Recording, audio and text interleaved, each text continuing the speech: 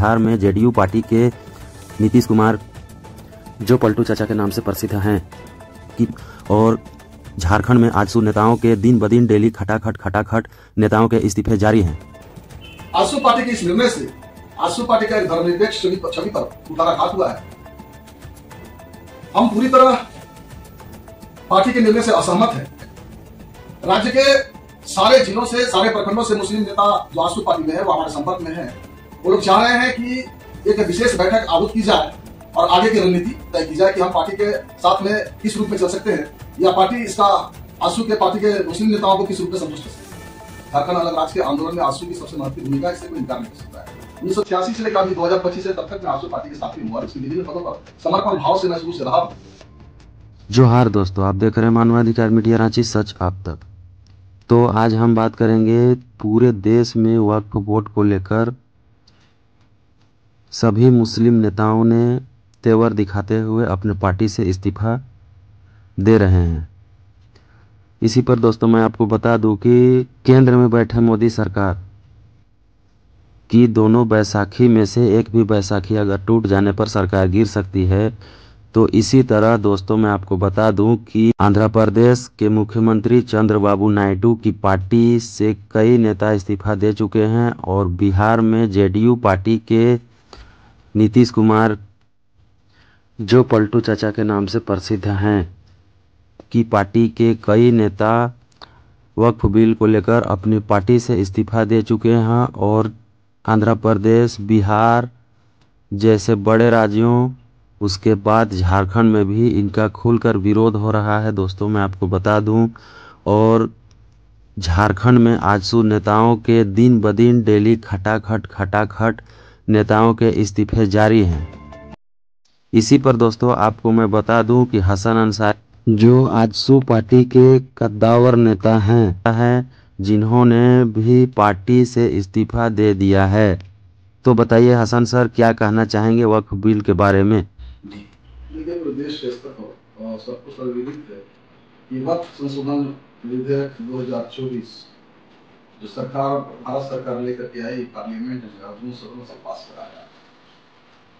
लेकिन इससे पूरे देश में एक अफरा तफरी का माहौल है, विशेष तौर पर मुस्लिम समाज में एक बेचैनी सी है। 2 तारीख को जो इंट्रोड्यूस किया बिल के इंट्रोड्यूस करने में हम भी आजसू के एक एनडीए के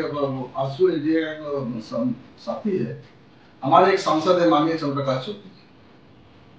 तो 3 तारीख को जो हम लोगों ने एक उत्तरी छोटानागपुर स्तरीय परमंडलीय कार्यक्रम में रखा था, उसमें जो प्रेस का वार्ता का आयोजन किया गया, अध्यक्ष जी के साथ मैंने रखा था।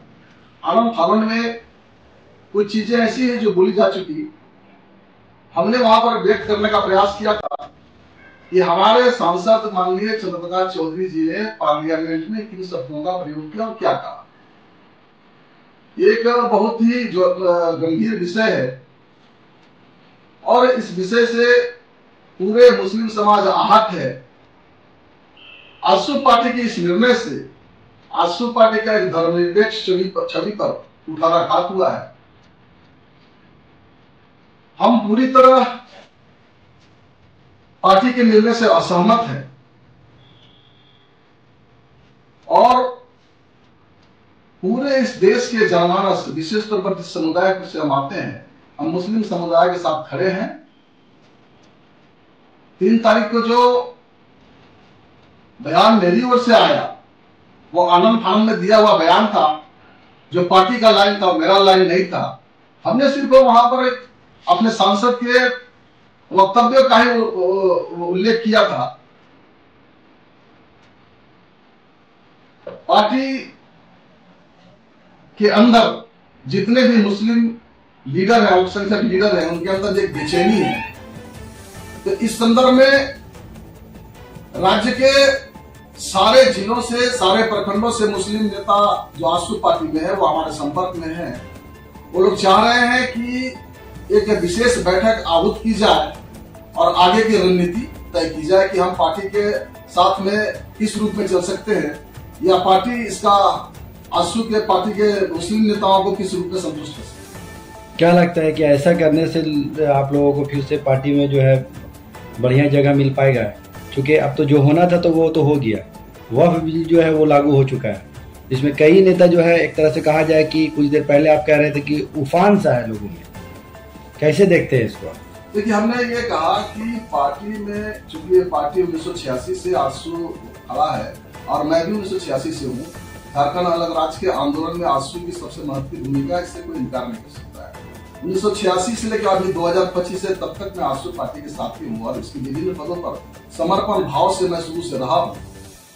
लेकिन ये इसकी तब तक हम लोगों को लगा कि ये इसका धर्मनिरपेक्ष छवि पर कहीं पर कोई आंच नहीं आएगी। ये पहला बार है जब पार्टी को निर्णय से हम असहमत हैं, और असहमति दल के अंदर हो सकती है। असहमति का मतलब पार्टी छोड़ना भी नहीं होता है, लेकिन असहमत तो होगा और पार्टी प्लेटफॉर्म के अंदर बातें रखी जाएंगी।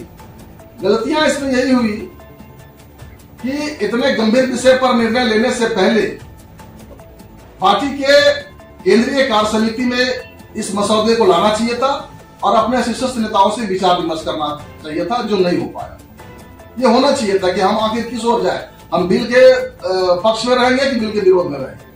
क्या वजह लगता है आप लोग से राय नहीं लिया गया? हमने कहा ना कि निश्चित तौर पर इस पर राय लेनी चाहिए थी सबको इससे, लेकिन राय उस तरह का नहीं ली गई और सांसद महोदय के द्वारा लोकसभा में सीधे समर्थन कर दिया गया। तब तो पार्टी इसमें कोई सुधार तो कर नहीं सकती, समर्थन तो कर ही चुकी है। देखिए, ये आप भी जानते हैं कि 288 मतों से ये विधेयक पारित हुआ है। हमारे एकमात्र सांसद है ना, ये अच्छी तरह से पता है। तो हम बहुत कुछ उलटफेर करने की अवस्था में नहीं है, लेकिन सैद्धांतिक तौर पर, वैचारिक तौर पर पार्टी का एक स्वरूप झलकता है उसके गतिविधियों पर। तो इससे ऐसा लगा है कि मुस्लिम समाज को, कि आजसू पार्टी के इस निर्णय से मुस्लिम समाज थोड़ा आहत है कि वो हमारे पक्ष में खड़ी नहीं रहा। तो जितना मुस्लिम आप लोग, जितना नेता है, सब एक बार में रिजाइन मारिएगा क्या? नहीं, रिजाइनेशन की बात में हम उनको बुला करके पहले एक मशवरा करेंगे, एक विचार विमर्श करेंगे कि आगे अब हम आगे किस रूप में चलें। तो एक सवाल होगा, चिंतन मंथन करने के लिए जब संशोधन बिल लाया गया उसमें काफी टाइम दिया गया, सांसदों को अपनी पक्ष रखने के लिए भी टाइम मिला, 12 घंटा का टाइम मंथन करने का मिला। तो उस समय अगर आपके जो सांसद हैं अगर पॉजिटिव थे, इसको नहीं लागू संशोधन ना हो उसको लेकर, तो उनको आवाज उठानी चाहिए थी। बहुत से सांसद ऐसे हैं जो आवाज उठाए, आपके सांसद आवाज नहीं उठाए, इसके पीछे कारण क्या लगता है?